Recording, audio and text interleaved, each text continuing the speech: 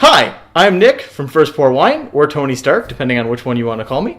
And today we're going to be covering the election. Now, before we start this video, I want to throw out there that I am not endorsing anybody today for the election. So let's just get that straight out of the way. But given one of our two candidates, Mr. Trump, owns a vineyard, and there happens to be a vineyard called Clinton Vineyards, it seemed like it would be fair to see which of these two wines was worth your money. Or, hey, maybe both of them are. Let's find out. So, Clinton Vineyards, located in Dutchess County, New York. They've been established since 1976, so they've been in the state longer than she has, for those of you who care about that sort of thing. And so this is a pretty simple, straightforward rosé. It's about $12. From Mr. Trump, which is actually run by his son Eric. This is from Charlottesville, Virginia. This is a Chardonnay. The winery that this was actually quite well known in Virginia, and actually had won quite a few gold medals. So there's actually quite a pedigree to this wine. This wine has received on and off discussion from Wall Street Journal. This one's actually been done by wine enthusiasts and others. The Trump Winery actually had a 91-point wine, which was one of the first 91-point wines in Virginia. So the winery actually has a pedigree. So let's give both these a little bit of a pour, and we'll give them a taste. So we've got a rosé, and I think we'll start with Mr. Trump, because let's do white before rosé. So, beautiful looking Chardonnay. We've got a nice looking rosé. Sight-wise, both of them are pretty good. Let's give them a smell.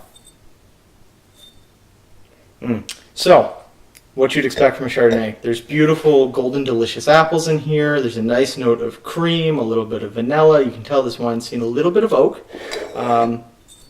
Maybe a little bit of butterscotch. So this is kind of fun. And let's give the Clinton Vineyards a smell. Okay, a little more florally, minerally note, a little more slate. This smells like a more stony kind of red, maybe some red berries in there. All right, let's give them a taste.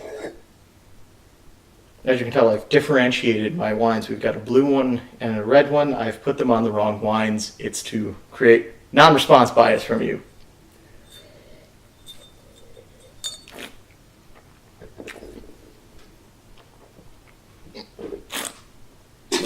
Go try it, by the way. So, really straightforward Chardonnay. It's got a nice roundness to it, a little bit creamy. You get all those golden, delicious apple flavors. You've got a little bit of that cream again. Nothing really too out of the way. Maybe a little bit of orange zest here and there. Really straightforward though, well balanced, good acidity. This is like a solid 86 all day long. Let's try the Clinton Vineyards.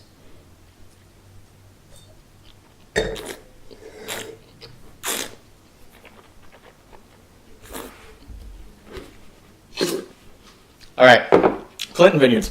Dry, rosé, a lot of that minerality, a lot of that stone. There's more red berries in there, like a little bit more of a strawberry note, very floral. Just like a touch of like bitterness to it. In terms of what people are expecting out of rosé right now, this doesn't really fit the mold.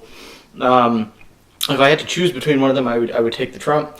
For the Clinton, we're talking somewhere below a 70 for me on this one. So again, no reflection on the actual candidates themselves. The wineries, of course, owned by the son and not by Mrs. Clinton.